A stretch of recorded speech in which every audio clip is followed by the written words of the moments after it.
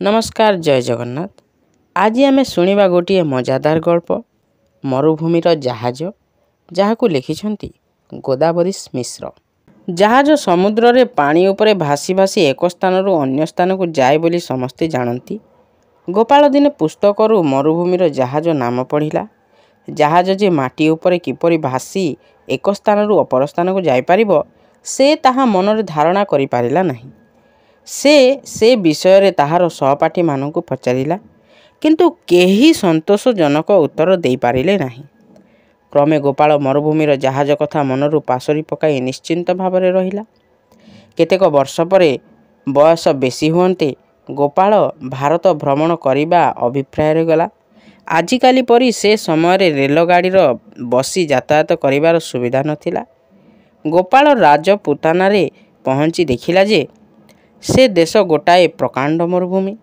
सेथिरे नदी वन पर्वत वृक्ष लता नाही कि मनुष्यर बास मध्य नाही।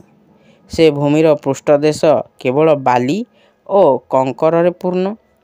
लोके पादरे चाली से मरुभूमि पार हो पारती नहीं। शगड़े बसी से भूमि उपरे जीवा एक बेलके असंभव।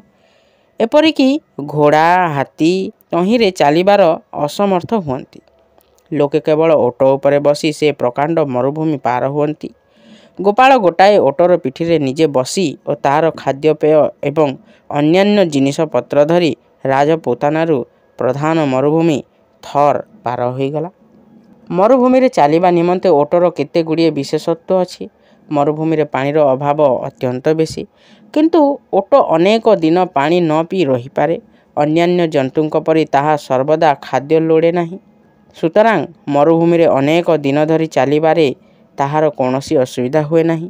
हाथी घोड़ा आदि अन्यान्य जंतु खाइबा पदार्थ और पीवा पानी अभाव दिने दुई दिन अवश्य कष्ट बंची पारती किंतु बेसी दिन बंची न पारि मरी जाती।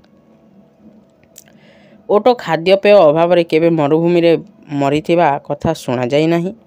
पथिक ओट पिठिरे बसी गला बेले निजर जावतीय व्यवहार्य पदार्थ संगरे नहीं जाए।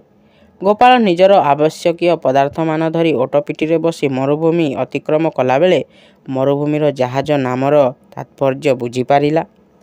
ओट मोटामोटी दुई श्रेणीर अछंती।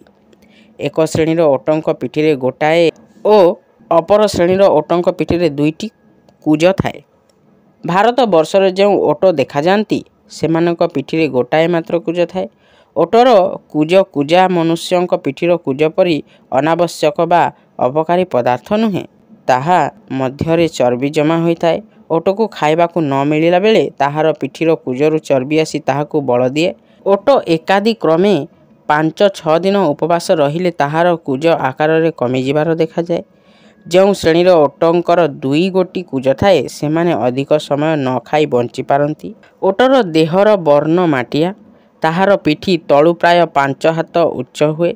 मात्र ओटर मुंड पिठी उपरे अपेक्षा आहुरी हाथे 1.5 हाथ उच्चरे थाए।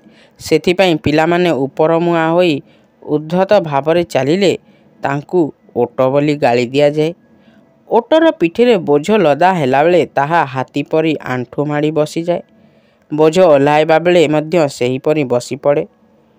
ओट पिठिरे 4 जण मनुष्यंकर भार बही नहीं पारे। ताहार पिठिरे सुविधारे बसिबा निमंते लोके काठर खटुली व्यवहार करती। ताहाकु हाउदा कहा जाए। पथिक माने सेही हाउदारे बसंती। आरब देशर एक श्रेणीर लोके एक स्थान रे बराबर न रही निजर परिवार वर्गों को धरी ओट पिठिरे बसी एक स्थानरू अन्य स्थान को बुलु थांती। एतिकिरे ओटर विशेषत्व शेष हैला नहीं। ताहार पादगुड़िक हाथी पाद परी ओसारिया। सेही कारणरू ताहा बालीरे गली जाए नहीं। निजर ओसारिया पाद जोगे ओट मरुभूमि रे अक्लेशरे चली पारे। ओट माने साधारणतः बिना आयासरे दिन मध्यरे 18 घंटा चली पारती। से माने घंटा के 8-10 माइल बेगरे चलती। मरुभूमिर बाली उड़िला बेले ताहा अतिशय मारात्मक होई पड़े किंतु ओट निजर नाक बुझी तहिंरू रक्षा पाई जाए। मंगोलियार गोबी मरुभूमि थरे गोटे ओट चोरा बाली रे पड़ी मरी जाइथिला। ओटर पेट मध्यरे अनेक गुड़ाए पानी भंडार अछि। ओट जेउठारे पानी पाए प्रचुर परिमाण रे पानी पी पेट मध्यरे संचय करी रखे। ତୃଷ୍ଣା ହେଲାବେଳେ ନିଜ ଭଣ୍ଡାରରୁ ପାଣି ବାହାର କରି ତାହା ନିବାରଣ କରେ। ଓଟମାନେ ପାଣି ନ ପିଇ 5-6 ଦିନ ରହିପାରନ୍ତି। ମରୁଭୂମିରେ ଗଲାବେଳେ ସେମାନେ ଦୂରରୁ ପାଣିର ବାସନା ବାରି ଜଳାଶୟ ନିକଟରେ ଯାଇ ଉପସ୍ଥିତ ହୁଅନ୍ତି। ତାହାର ଫଳରେ କେବଳ ସେମାନେ ନିଜେ ପାଣି ପିଇବାକୁ ପାଆନ୍ତି ତାହା ନୁହେଁ, ତାଙ୍କର ଆରୋହୀ ପଥିକମାନଙ୍କୁ ମଧ୍ୟ ପାଣି ମିଳେ। ବାସ୍ତବରେ ଓଟ ଗୋଟିଏ ବଡ଼ ଉପକାରୀ ଜୀବ। ପଥିକମାନେ କ୍ଷୁଧା ଓ ତୃଷ୍ଣା ବେଳେ ମାଇଁ ଓଟଠାରୁ ଦୁଧ ଦୁହିଁ ପିଅନ୍ତି। ଓଟ ଲୋମରେ ଗରମ ଲୁଗା ତିଆରି ହୁଏ। ବର୍ତ୍ତମାନ ପୋଷା ମାନି ଓଟ ମନୁଷ୍ୟର ଭୃତ୍ୟ ରୂପେ କାର୍ଯ୍ୟ କରୁଅଛି, କିନ୍ତୁ ତାହା ପ୍ରକୃତରେ ଗୋଟାଏ ବନ୍ୟଜନ୍ତୁ। ବର୍ତ୍ତମାନ ମଧ୍ୟ ଆସିଆର ମରୁଭୂମିରେ ବନ୍ୟ ଓଟ ଦେଖାଯାନ୍ତି। ଓଟମାନେ ପ୍ରାୟ 40 ବର୍ଷ ପର୍ଯ୍ୟନ୍ତ ବଞ୍ଚନ୍ତି।